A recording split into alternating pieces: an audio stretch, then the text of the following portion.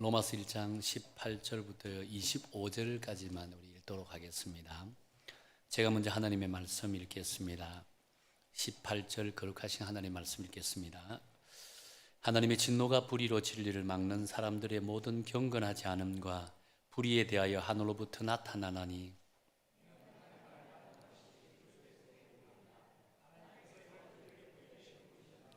창세로부터 그의 보이지 아니하는 것들 곧 그의 영원하신 능력과 신성이 그가 만드신 만물에 분명히 보여 알려졌나니 그러므로 그들이 평계하지 못할지니라.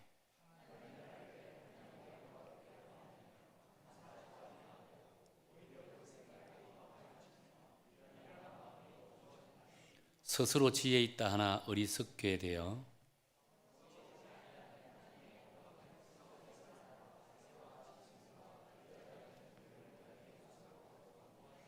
그러므로 하나님께서 그들을 마음의 정욕대로 더러움에 내버려 두사 그들의 몸을 서로 욕되게 하게 하셨으니 이는 그들이 하나님의 진리를 거짓 것으로 바꾸어 피조물을 조물주보다 더 경배하고 섬김이라.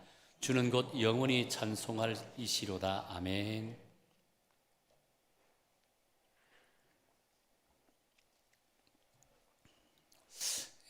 미국 교회사를 공부해 보면요, 지금의 미국이 기독교의 나라가 되게 된 하나의 초석이 있음을 발견할 수 있다는 겁니다.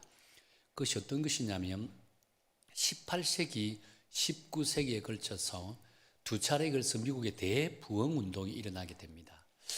그래서 대부흥운동을 주도한 목사님들을 대표적으로 이렇게 꼽아라 하면요, 여러분도 아마 한 번 정도는 들어보셨을 겁니다. 조나단 에드워드 목사님, 조지 휘필드 목사님, 찰스 피니 목사님, 이런 분들을 대표적으로 이렇게 지칭할 수 있습니다.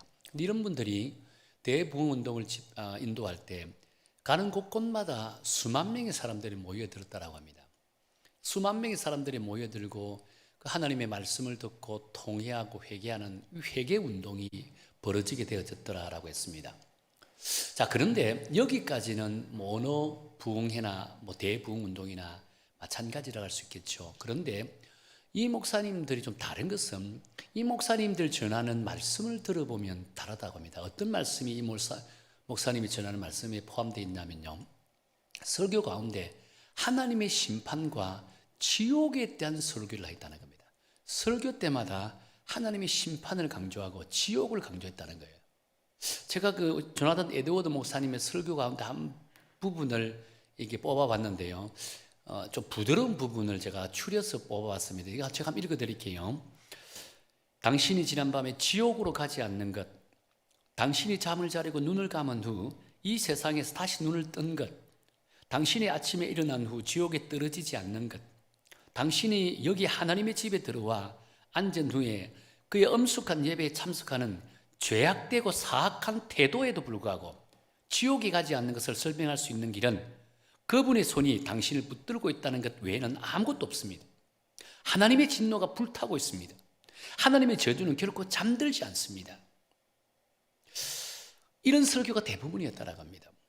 그런데 여러분, 이 설교가 어느 정도 엄하게 엄숙하게 선포되었냐면요, 이 설교를 듣던 그 당시에 대부분의 청중들은요, 실제로 하나님의 심판이 임하는 것 같은 공포감에 질렸다고 합니다. 그래서 설교를 듣고 통곡하고 막 회개하는 그런 막 어떻게 보면 그 설교를 듣는 그 현장이 난리가 아니었다고 합니다. 수만 명의 사람들이 죽기로 돌아오는 그런 놀라운 역사가 일어났다고 합니다. 그래서 18세기, 19세기 미국 대부흥운동이 지금의 미국이 있게 만들었다라고 이렇게 신학자들은 분석하고 있다는 거예요. 사실 여러분, 한국 교회에서, 지금 현대 교회에서 이런 설교를 하게 되면 어떤 현상이 나타날까요? 아마 대부분의 성도들은 교회를 떠나고 말 거예요. 요즘 하나님의 심판과 회개에 대한 설교를 하는 것은 대단히 힘들다라고 합니다. 목사님, 저도 가끔 이렇게 하나님의 진노와 하나님의 심판, 하나님의 회개에 대해서 이렇게 설교를 하면 저 자신도 마음에 적지 않은 부담감을 갖고 설교를 합니다. 요즘 성도들은요, 사실 어떻게 보면 듣기 좋은 소리만 들으려고 합니다. 세상에서 지치고 힘든게 살다가 교회에 왔는데 이왕이면 위로받고 격려받고 희망을 얻고 새 힘을 얻는 이런 설교를 듣고 싶어 한다는 겁니다. 뿐만 아니죠. 내가 듣고 싶은 것만 듣고 싶다는 겁니다. 그것이 최고의 설교라 합니다. 만약 그런 설교를 하지 않으면 귀를 닫아버려요. 예배 시간이지만 귀를 닫아버린다는 겁니다.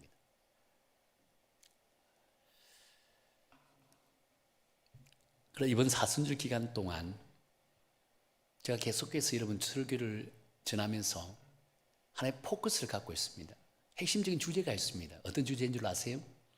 이 사순절 기간 동안만큼 우리 스스로를 한번 돌아보자는 겁니다. 그러면서 우리 스스로 각성하자는 겁니다. 잘못된 인생을 살았더라면 하나님 앞에 회개하자는 거예요. 정말 알게 모르게 짓는 죄들이 있더라면 하나님 앞에 통회하고 자복하는 시간을 갖자는 겁니다. 그래서 성결하고 거룩한 하나님의 백성으로 체험받는 그런 시간이 되자는 거예요. 그래서 이 사순절 기간 동안에는 우리를 각성하는 그런 하나님의 말씀을 증거하고 있습니다. 아마 여러분들이 조금 버거워할 수 있고 힘들어할 수도 있습니다. 오늘 우리가 함께 읽었던 말씀도 마찬가지입니다. 하나님의 진노에 관한 설교를 전하고자 한다는 겁니다. 그래서 여러분들도 이 말씀을 들으면서 열린 마음으로 말씀에 집중해 주셔서 정말 하나님이 주신 그 은혜를 이 사순절 기간에도 깊게 체험하는 그런 귀하고 복된 은혜로운 시간 되기를 축원합니다. 우리 로마서를 읽을 때면 항상 기억해야 될 하나의 사실이 있습니다. 그것은 로마서의 본론이 어디에서부터 시작되냐면요, 오늘 읽었던 본문 로마서 1장 18절부터 로마서의 본론이 시작되는 것을 보게 된다는 겁니다. 로마서 1절을 시작해서 로마서 1장을 보면 가장 핵심적인 구절이 어떤 구절이냐면요, 로마서 1장 16절 말씀이라고 할 수 있습니다. 이 복음은 모든 믿는 자에게 구원을 주시는 하나님의 능력이 됨이라. 사도 바울은 이 복음의 메시지를 선언했습니다. 선포했다는 겁니다. 이 복음의 본질을 선포했다는 겁니다. 자, 그런데 바로 그 뒤에서 18절로 넘어가서는요, 뭐라고 말씀하냐면 하나님의 진노를 지금 선포하고 있는 거예요. 조금 전까지만 해도 이 복음은 모든 믿는 자들에게 구원을 주시는 하나님의 능력이 됩니다 라고 선언했는데 그 뒤에서 하나님의 진노를 지금 말씀하고 있는 거예요. 자, 우리는 이 말씀을 통해서 약간은 좀 의아한 그런 생각을 가질 수도 있습니다. 그런데 사도 바울은 이렇게 나름대로 배열한 것에 대해서는 나름의 이유를 갖고 있다는 겁니다. 우리가 복음을 받기 전에는 먼저 우리 처지가 어떤 상태인지를 정확하게 인지해야 된다는 겁니다. 내가 누구인지, 내가 어떤 존재인지를 정확하게 인식해야 복음이 우리 속에 들어오게 되면요, 구원의 역사로 일어난다는 겁니다. 내가 어떤 존재인지, 내가 어떤 상태인지를 바로 인식하지 못하면요, 아무리 복음이 우리 속에 들어가도 우리의 삶의 변화가 일어나지 않아요. 구원의 능력이 나타나지 않는다는 겁니다. 그래서 복음이 들어갈 때 가장 먼저 반응한 것이 뭔지 아세요? 나는 죄인입니다. 나는 죄인입니다부터 먼저 고백한다는 겁니다. 그럴 때 구원의 역사가 일어나는 거예요. 지금 사도 바울이 강조하는 것은 이거예요. 너희들은 지금 진노 아래 있다는 겁니다. 너희들은 지금 하나님의 진노의 대상이라는 겁니다. 그것을 인식하라는 거예요. 그것을 인식하는 순간에 구원의 역사가 일어난다는 거예요. 내가 아무리 너희들에게 복음을 선포해도 이런 인식을 하지 못하고 내가 누구인지를 정확하게 깨닫지 못한다면 복음을 한쪽 귀로 듣고 한쪽 귀로 흘러버린다는 거예요. 복음이 역사하지 않는다는 겁니다. 분명히 복음은 모든 믿는 자에게 구원을 주시는 하나님의 능력이 된다 하셨는데 내가 누구인지 인식하지 못하면 복음이 우리 속에 아무리 들어와도 능력으로 나타나지 않는다는 거예요. 이 사실을 강조하기 위해서 우리가 누구인지 어떤 존재인지를 정확하게 밝히고 시작한다는 거예요.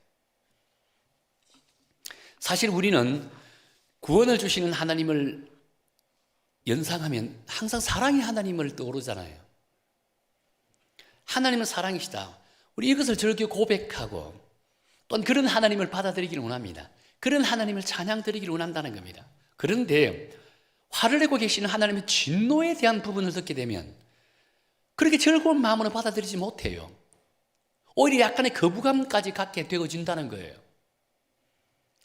그래서 이런 인간의 얄팍한 심리를 이용해서 자유신학자들은요, 하나님의 진노에 대한 개념을 처음부터 아예 부정해버린다는 겁니다.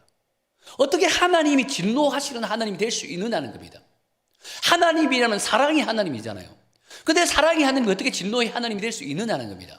사랑이면 사랑이지, 진노이면 진노이지, 어떻게 두 단어가 어울리냐는 겁니다. 매칭이 되냐는, 매치되지 않는다는 거예요.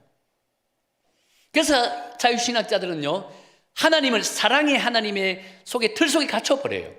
그 진노하시는 하나님을 아예 부정해버린다는 겁니다.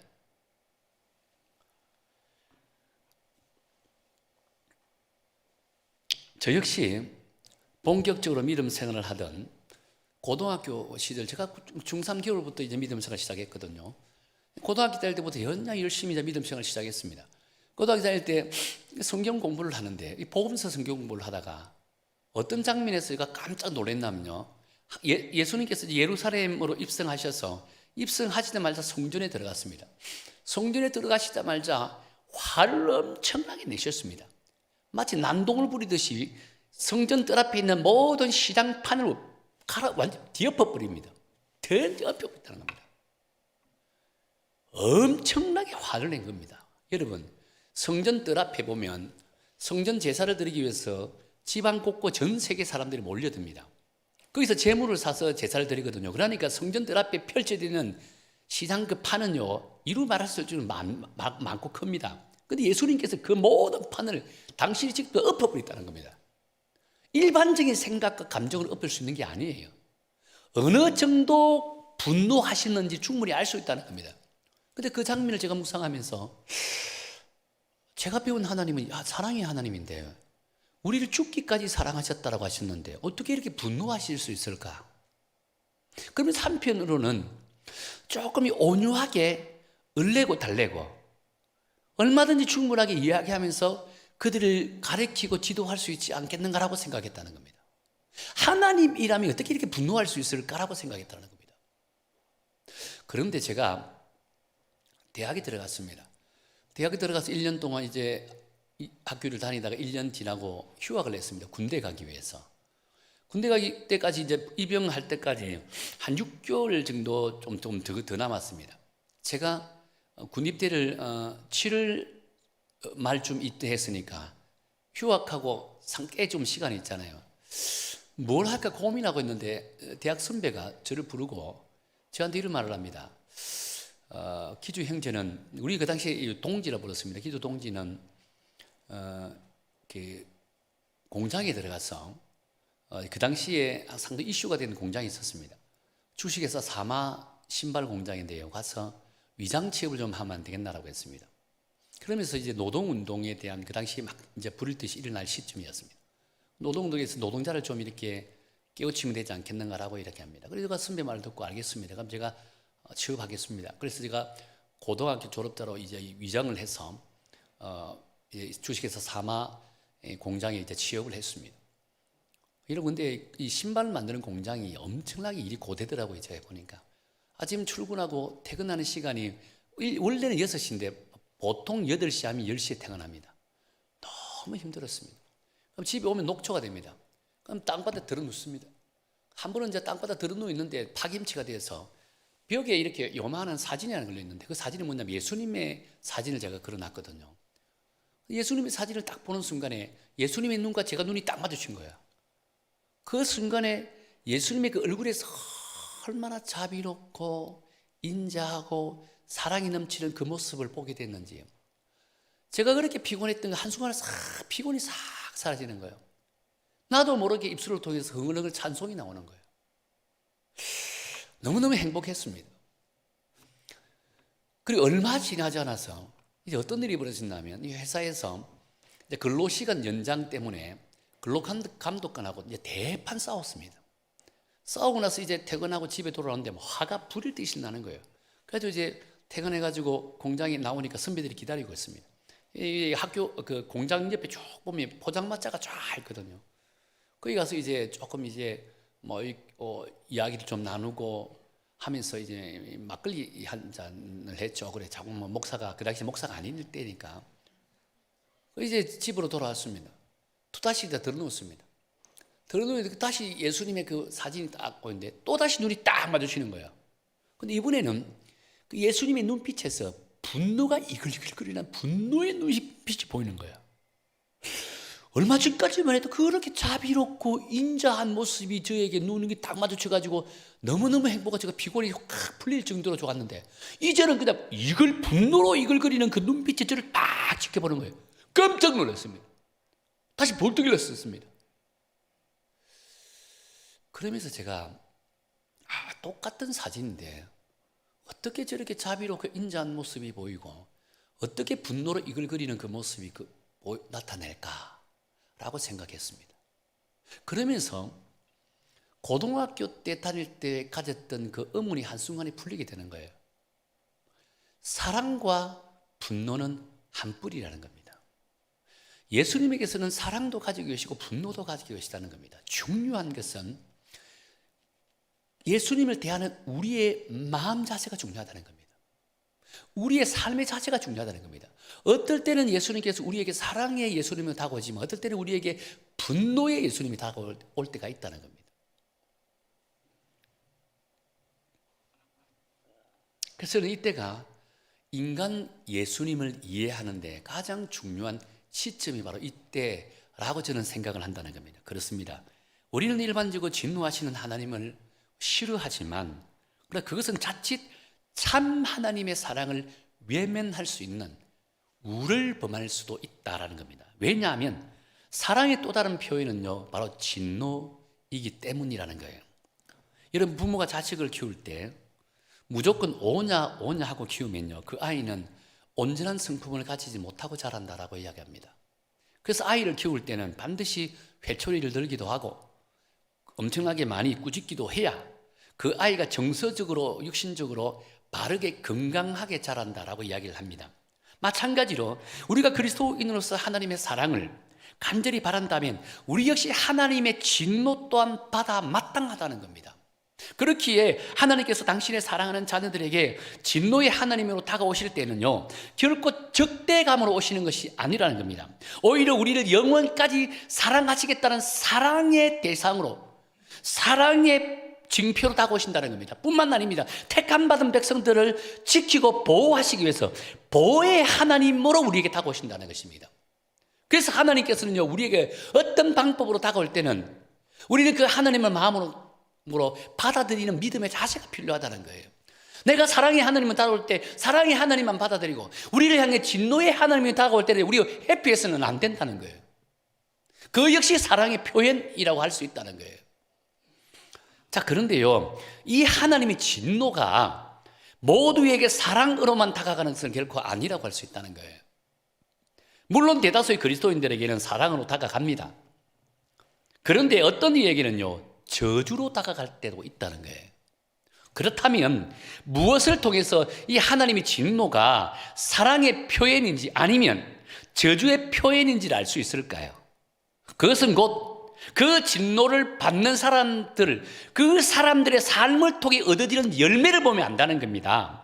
만일 파괴적인 열매를 얻게 되면 그 진노는 저주받는 자가 겪는 진노이고, 반대로 치유와 회복과 깨달음이 나타나게 되면요 그 사람에게 임한 진노는 사랑의 진노, 사랑의 대상으로 받는 것이다라고 할 수 있다는 겁니다. 여러분도 스스로 돌이켜보세요. 우리 진노라는 표현을 쓰니까 엄청나게 그냥 쏟아지는 그런 고통이 아니라 가끔 하나님이 우리를 향해서 채찍을 들 때가 있다는 겁니다. 조금만 빛났을 때 톡톡톡 때려가서 바른 길로 갈 수 있습니다. 어떤 사람은요 자그마한 회초리를 들 때 있지만 어떤 사람은 엄청나게 큰 몽둥이로 휘둘 때 있다는 겁니다. 자, 그것이 하나님의 진노라고 할 수 있습니다. 자, 그런데 그 회초리를 맞을 때 우리의 반응이 어떻게 나타나는가 중요하다는 겁니다.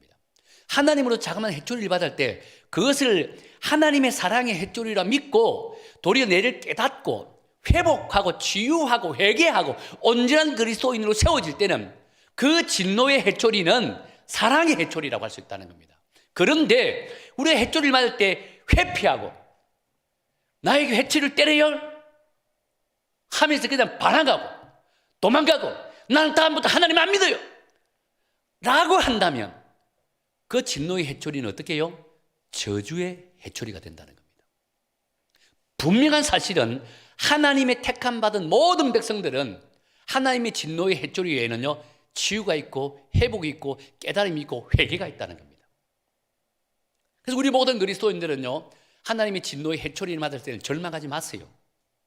여러분을 사랑하기 때문에 회초리를 든다는 겁니다. 그래서 그 회초리를 감사하게 받아들이고 우리를 돌아보고 하나님 앞에 회개할 것은 회개하고 하나님 앞에 온전한 그리스도인으로 세움받는 그런 믿음의 자세를 가져야 된다는 겁니다. 그럴 때 그 진노는 우리에게 사랑의 대상으로, 사랑의 표현으로 나타나는 줄 믿으시길 바랍니다. 자, 그렇다면 오늘 사도 바울이 기록한 진노는 가면 어떤 진노일까?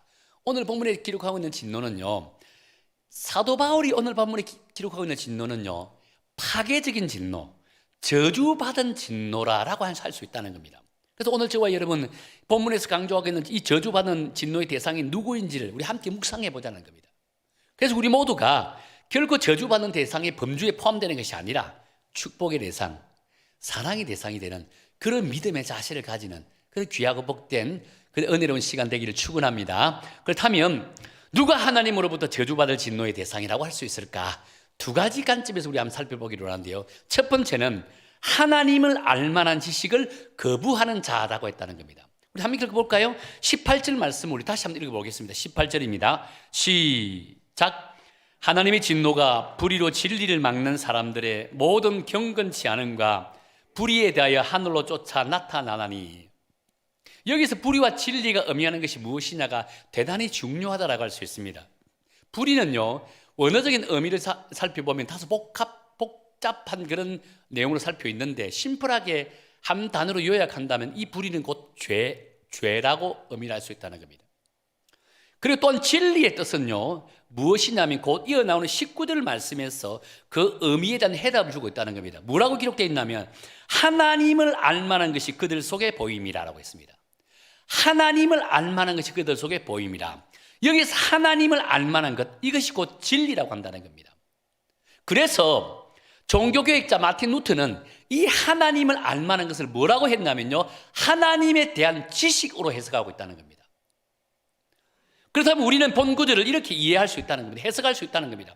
하나님으로부터 진노를 받은 사람은 죄가, 불의가 하나님을 알만한 지식을 가리기 때문에 하나님을 부정하게 되고 결국 하나님의 진노 아래에 놓이게 된다는 겁니다. 죄가 하나님을 알만한 지식을 가리기 때문에 하나님을 하나님으로 인정하지 못하게 만든다는 겁니다. 하나님을 하나님이 인정하지 못하게 우리는 결국 누가 된다고요? 하나님의 진노 아래 노예가 되는 거예요. 그렇습니다. 하나님께서는 누구에게나 하나님을 알만한 지식을 주었다라고 했습니다. 그래서 진리는 누구에게나 다 있는 겁니다. 예수 믿는 사람이나 믿지 않는 사람이나 하나님을 알만한 지식을 하나님께 다 주셨다라고 했습니다. 우리서 이것을 두고 신학적인 용어로 뭐라고 이야기하냐면요, 일반 은총, 일반 계시다라고 이렇게 부른다는 겁니다. 예를 든다면 가뭄 없이 가물었습니다. 그러니까 갑자기 이제 단비가 내려요. 단비가 내릴 때, 그렇다면 뭐 엄청나게 가뭄 가운데 단비가 내릴 때 이 단비를 두고 우리는 하나님께서 모든 인류에게 주실 일반 은총이라고 할 수 있다는 겁니다. 자, 그런데 이 일반 은총에 대해서 단비가 내리는 데서 우리 그리스도인들은 어떻게 반응하죠? 하나님께서 이 단비를 내려주셨습니다. 너무너무 감사합니다. 할렐루야 할렐루야 하나님을 찬양합니다 라고 이야기합니다. 단비를 내리신 분은 누구라고? 하나님이기 때문입니다. 그런데 여러분, 안타깝게도 하나님을 알만한 지식이 없는 사람들은 어떤 반응을 나타낼까요? 단비를 주신 것은 하나님의 은혜라는 사실 모르고 자신들의 조상신들이 도와줘서 감사합니다. 온갖 잡동산이 주셔서 감사합니다. 온갖 잡동산 신에게 감사하고 조상신에게 감사한다는 겁니다. 이것이 바로 하나님을 알만한 지식이 죄로 인해서 가려진 사람이 가지는 특징이고, 하나님을 알만한 지식을 가지고 있는 사람들은요, 이 모든 단비는 하나님이 주신 은혜입니다. 하나님 감사합니다. 할렐루야라고 외친다는 거예요. 여러분은 어떤 반응을 나타냅니까? 여러분들이 그럴 때 과연 하나님 앞에 찬양해요? 감사드립니까? 그것이 하나님의 은혜요, 하나님의 감사거리라고 생각한다면 여러분은 여러분 속에 하나님을 알만한 지식을 갖고 있다는 겁니다. 그러면 여러분은 하나님이 택한 백성이라고 할 수 있는 거예요. 오래전의 일이죠. 달에 최초로 착륙한 사람이 누구죠? 미국 우주항공 비행사인 닐 암스트롱이라는 사람입니다. 이 사람이 이제 달에서 이제 임무를 잘 마치고 기구로 무사히 귀환했습니다. 얼마나 많은 사람들이 이 사람에게 몰려들었을까요? 수십 명의 기자들이 몰렸습니다. 그 중에 한 기자가 닐 암스트롱이 이렇게 질문을 던졌습니다. 당신이 달에서 지구를 바라볼 때 과연 하나님이 계시던가요? 라고 이렇게 물었습니다. 그럴 때 이분의 대답은 뭐라고 이야기한 줄 아세요? 저는 놀라운 하나님의 영광을 바라보았습니다. 우주에서 지구를 바라보는데 하나님의 창조 질서가 얼마나 화려하든지 너무 아름답든지 저는 그 자리에서 눈물을 흘리면서 하나님 앞에 찬양했습니다. 하나님께 경배했습니다. 하나님께 감사했습니다. 라고 고백했습니다.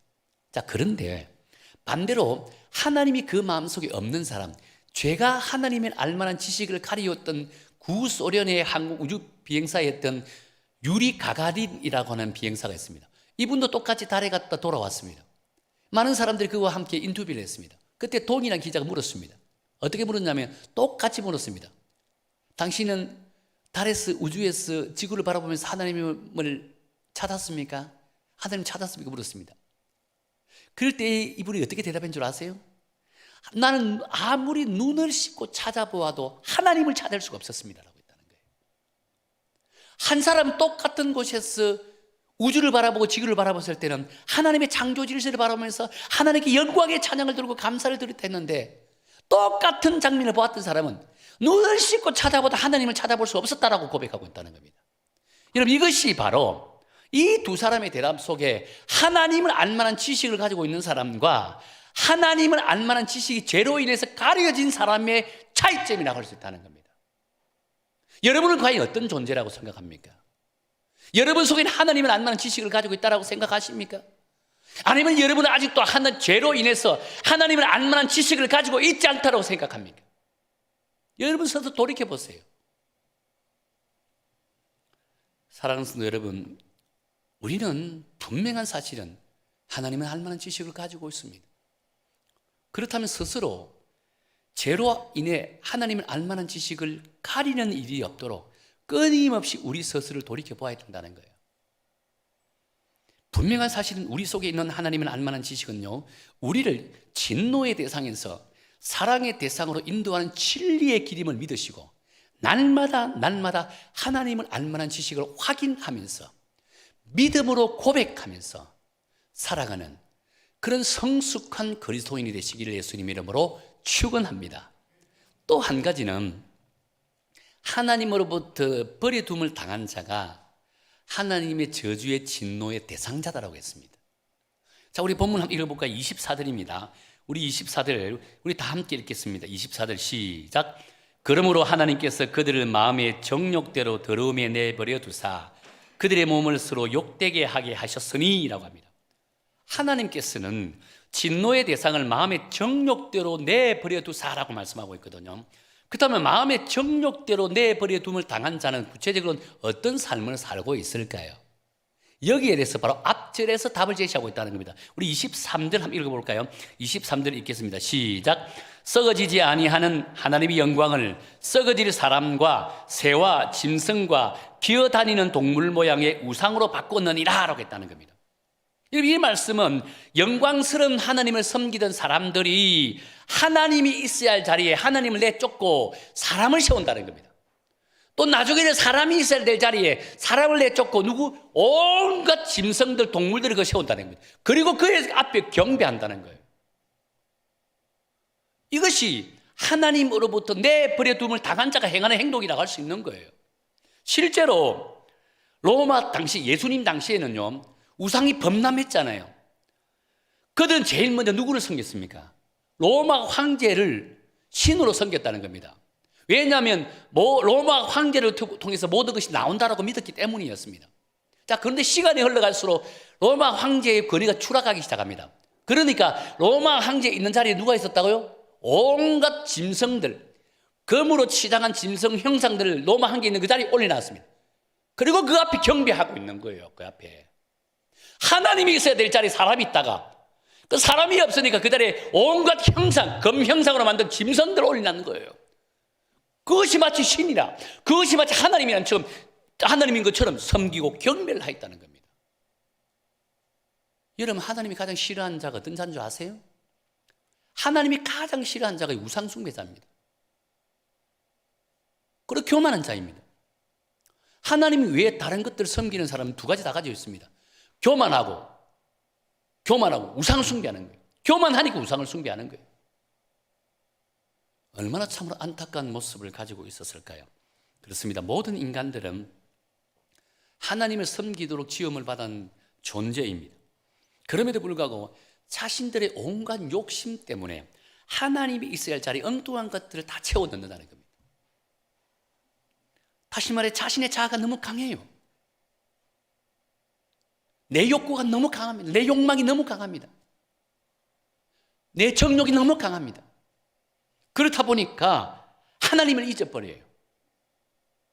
하나님이 우선이지 사람이 우선이지 구별이 되지 않는 거예요.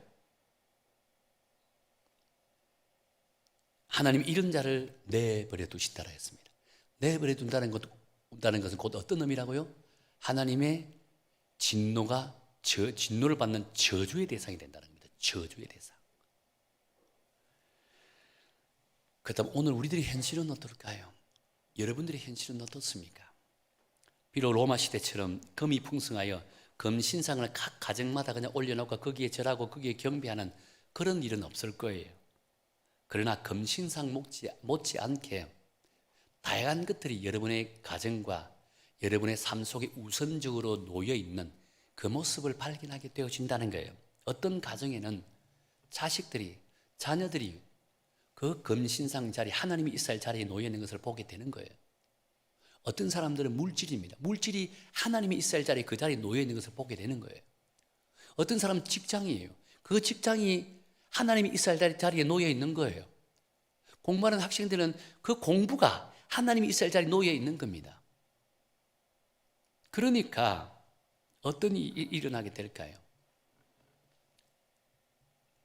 무엇이 우선이고 무엇이 우리 삶의 중심인지를 깨닫지 못하니까 결국은 하나님의 존재를 점점 잃어가는 것이 오늘 우리들의 모습이라고 할 수 있다는 겁니다. 여러분, 누구에게나 하나님보다 더 우선적으로 여기는 것들이 꼭 하나씩은 가지고 있는 것을 보게 된다는 겁니다. 현대인들이 가지고 있는 참으로 안타까운 모습이라고 할 수 있다는 겁니다. 목사님, 저는 그렇지 않을까요? 저 역시 마찬가지입니다. 요즘 저희 부부는 참으로 이렇게 애처로울 때가 있습니다. 왜냐하면 아이들이 미국에 있다 보니까 이제 저보다 나이 많은 분들한테는 죄송한 말입니다. 나이가 들어가다 보니까 애들이 자꾸 보고 싶어요. 얼굴도 보고 싶고 목소리도 듣고 싶은 거예요. 그러다 보니까 전화를 종종 합니다. 근데 이런 마음이 있으면 우리 아이들이 먼저 부모에게 전화하는 것이 도리잖아요. 꼭 우리가 전화를 먼저 합니다. 가끔 한 번씩 아이들이 먼저 전화할 때 되면 마치 로또 복권 당첨된 것처럼 얼마나 기쁜지요. 이게 부모의 마음이에요. 전화하세요. 이 부모의 마음이 이런 마음이에요. 그런데 여러분, 가끔 이렇게 언제 이렇게 주로 아이들에게 전화를 하냐면요, 육신적으로 많이 힘들 때, 마음적으로 많이 지쳐 있을 때 아이들한테 전화를 합니다. 그런데 왠지 아이들 목소리가 들으면 저도 모르게 힘이 나요. 힘이 나. 정말 여러분 그렇죠? 그래요. 왠지 힘이 난다는 겁니다. 자, 그런데 여러분, 이런 저를 보면 어떨 때는 깜짝깜짝 놀랄 때가 있습니다. 왜 그런 줄 아세요? 혹시 하나님보다 우리 아이들을 더 우선시하고 있지는 않은지, 하나님을 사랑하기보다 우리 아이들을 더 우선적으로 사랑하고 있지 않은지, 그런 생각을 할 때마다 갑자기 등골이 오싹해질 때가 있다는 겁니다. 왜 그런 줄 아세요? 하나님은 사랑의 하나님이시기도 하지만 질투하시는 하나님이시기 때문입니다.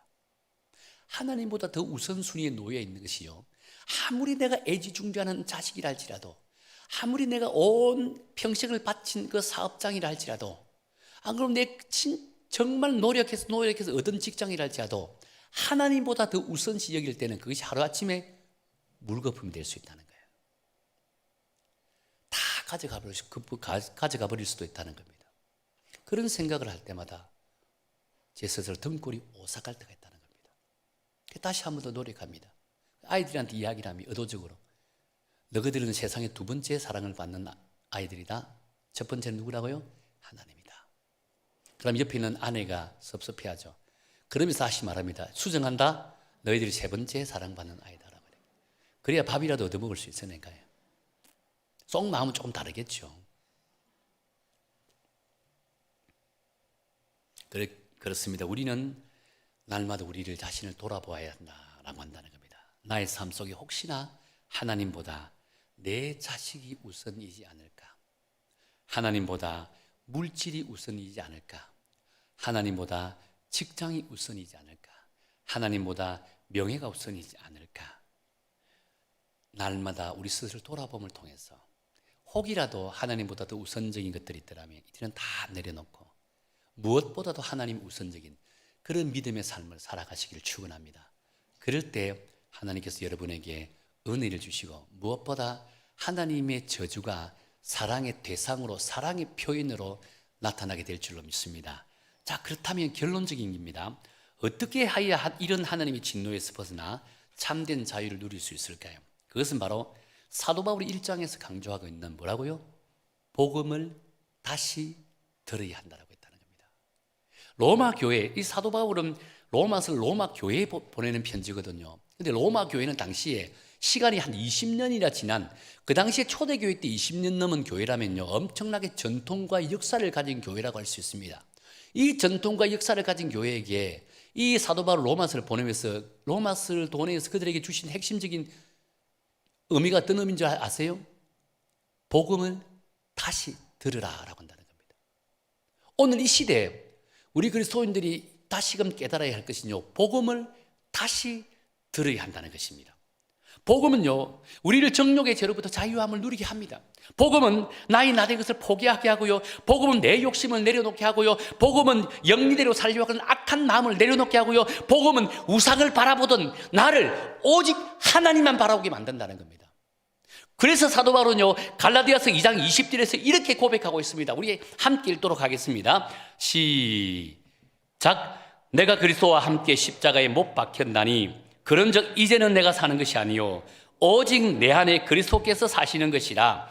이제 내가 육체 가운데 사는 것은 나를 사랑하사 나를 위하여 자기 자신을 버리신 하나님의 아들을 믿는 믿음 안에서 사는 것이다. 복음이 내 속에 들어오게 되면 나의 나됨은 주님과 함께 십자가에 못 박아버렸다고 했습니다. 그럴 때 비로소 주 안에, 내 안에 누가 산다고요? 주님께서 내 안에 사시는 거예요. 주님이 내 안에 사시는 순간 나의 행함과 나의 말과 나의 표현은 예수님을 닮은 자가 된다는 겁니다. 예수님처럼 말하고 노력하려고 하고 예수님처럼 살려고 노력한다는 겁니다. 진정한 하나님의 백성이 되어지는 거예요. 거룩한 백성이 되어지는 거예요. 이런 자가 하나님의 진노는 우리에게 사랑의 표현으로 다가온다는 거예요. 이것이 복음의 능력입니다. 이것이 구원의 은혜라고 할 수 있다는 거예요. 사랑하는 성도 여러분, 혹시 이 자리에 아직도 내 자아가 죽지 않아서 힘들어하고 또 끊임없이 반복되는 죄로 인해서 스스로가 고통 중에 있는 분들이 혹시나 있습니까?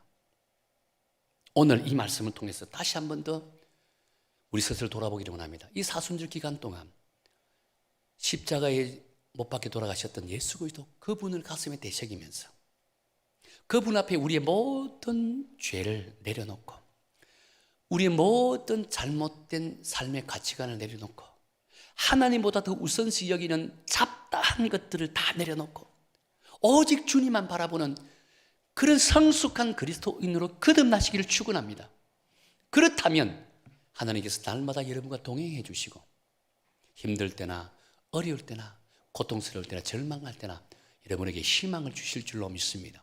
또 여러분이 잠깐 벗어났다 할지라도 여러분이 하나님 여러분 채찍을 들 때는요 사랑의 표현으로 다시금 회복시켜 주시고 치유케 하시고 다시 이렇게 세워주기 위한 사랑의 대상으로 쓰임받는 우리 믿음의 성도가 될 줄로 믿습니다.